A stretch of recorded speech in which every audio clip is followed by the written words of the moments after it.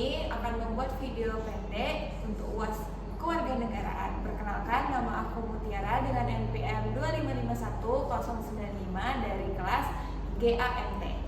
Halo semuanya, perkenalkan nama saya Nasita Nindita Purnamawati dengan NPM 2551036 dari kelas 2 Gamu.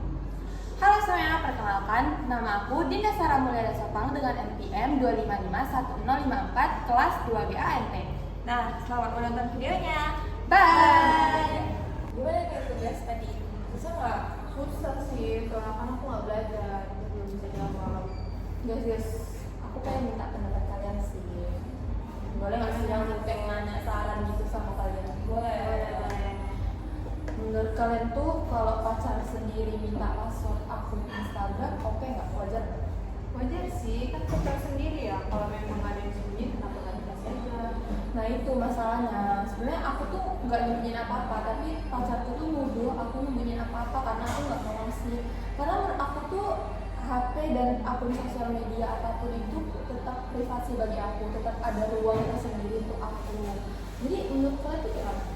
Tapi kalau kamu nggak kasih password, nanti pacarmu tuh bisa aja kamu tuh nggak percaya sama dia. Bentar. Tapi emang untuk kepercayaan itu dari dikasih password? Ya karena kalau saling percaya harusnya sama-sama dikasih dong. Nggak tentu sih, karena kan percaya sama orang bukan berarti kita harus ngasih kita ke mereka. Nggak, itu cuma pacaran. Nah sebenarnya yang benar tuh yang mana? Nah, coba kita lihat contoh sederhananya.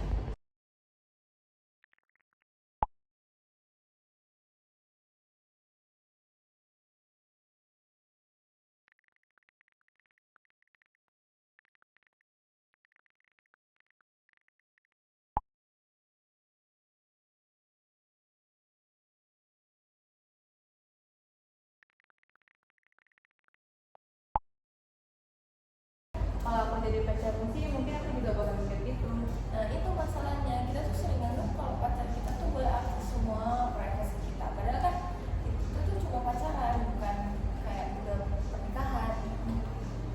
Ya padahal punya hubungan pacaran tuh bukan berarti dia tuh bisa melanggar batas-batas privasi kita, aku gitu nggak sih? Iya. Privasi digital itu sederhananya hak seseorang untuk menjaga dan melindungi data pribadinya di ruang digital. Contohnya apa aja? Banyak, misalnya ada password, isi chat, foto, email, lokasi, data pribadi, info rumah. Itu juga menjadi hak dari kita untuk menjaga data-data kita dari ruang digital. Berarti kalau aku punya password Instagram pacarku, aku nggak boleh buka DM-nya sembarangan ya? Betul, jadi kalau kalian nggak punya izin untuk membuka DM tersebut, lebih baik jangan, karena izin dan asal buka itu adalah dua hal yang berbeda. Misalnya aku ngasih password akun IG aku untuk pacar aku biar dia bantu aku upload sesuatu. Tapi bukan berarti dia itu boleh mengakses DM atau chat-chat yang ada di Instagram aku. Tapi aku masih merasa kalau misalnya pasangan kita nggak mau ngasih password kita tuh, itu bisa bikin kita curiga. Menurutku gak selalu kayak gitu sih, karena aku bisa percaya sama seseorang tanpa harus memberikan password akun sosial media aku. Terus pacarmu bilang apa dia? Kalau misalnya dia bilang kalau kamu sayang sama aku, kasih password kamu itu.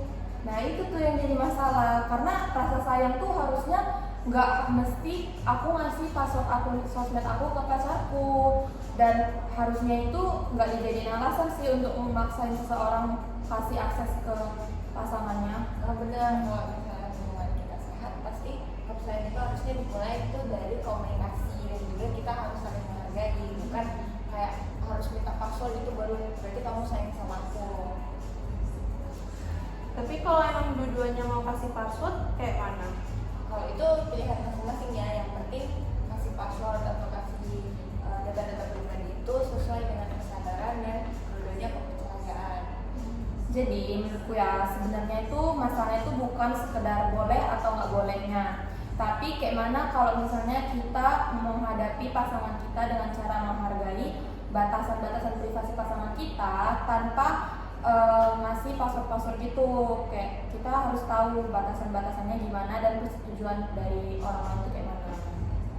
Tapi kan ini cuma masalah pacar, emang ada hubungannya dengan keluarga negaraan? Justru itu ada hubungannya sama kewarganegaraan. Yang setuju tuh, karena sekarang tuh kehidupan kita banyak berlangsung di ruang digital. Nah, benar banget, karena kita sebagai warga negara kita tuh tidak punya hak dan kewajiban di dunia nyata, tapi kita juga harus bertanggung jawab di ruang digital. Ketika kita menggunakan media sosial, menyimpan data pribadi, berkomunikasi melalui aplikasi, atau kita untuk mengakses akun orang lain, itu kita harus paham kalau hak orang lain itu juga kita harus hargai. Jadi menghargai privasi pasangan itu udah termasuk contoh kecil dari etika kita sebagai warga digital ya. Benar banget, warga digital yang baik itu bukan hanya menggunakan teknologi, tapi itu juga kita harus tahu nih gimana teknologi itu bisa bertanggung jawab pada saat kita gunakan. Kalau kita punya akun media sosial, kita tuh punya hak untuk nentuin siapa aja yang berhak bisa mengakses informasi pribadi kita. Dan kalau misalnya kita udah dikasih akun dari orang lain itu juga kita harus bertanggung jawab atas kepercayaan tersebut. Jadi kalau misalnya di sini ada dua hal yang harus dijalani bersama ya, itu ada hak dan tanggung jawab. Nah, jangan sampai nih karena kita merasa terlalu deket sama seseorang, walaupun itu pasangan kita ya, kita jadi nganggap semua informasi tentang dia itu menjadi hak kita, padahal itu tuh nggak boleh. Kita harus tahu batasan-batasan juga. Apalagi sampai membuka chat, menyebarkan password, mengganti password, atau menggunakan informasi pribadi yang yaitu untuk mengancam ataupun mempermalukan pasangannya. Karena tindakan kita di ruang digital itu juga punya dampak pribadi untuk kehidupan orang lainnya. Terus apa yang bisa kita lakuin kalau kita mau hubungannya tetap sehat tapi privasi dari pasangan kita juga tetap terjaga? Pertama, komunikasikan sejak awal batasan-batasan privasi. Kedua, jangan menjadikan password itu sebagai syarat untuk membuktikan cinta ataupun kesetiaan. Nah, yang ketiga, kalau diberikan akses, kita tuh harus tahu batasan-batasannya tuh gimana. Yang keempat, jangan membuka ataupun menyebarkan informasi pribadi tanpa izin. Nah, terus yang terakhir yang paling penting itu kalau misalnya ada curiga itu langsung diomongin, bukan malah minta passwordnya untuk ngecek-ngecek hal-hal pribadi kita. Dari pembahasan tadi, kita bisa memahami bahwa memiliki hubungan dengan seseorang tidak berarti kita kehilangan hak atas privasi. Nah, memberikan password juga bukan satu-satunya cara untuk membuktikan kalau misalnya kita itu percaya sama pacar kita. Nah, sebagai warga negara di era digital, kita itu harus saling memahami kalau hak kita itu punya batasan, dan kita juga nggak boleh merugikan dari hak-hak orang lain. Karena menjadi warga digital yang baik itu juga tidak hanya kita tuh menggunakan teknologinya, tetapi juga kita harus menghargai bagaimana kita menggunakannya. Jaga privasi, Hargai kepercayaan, Gunakan teknologi secara bertanggung jawab.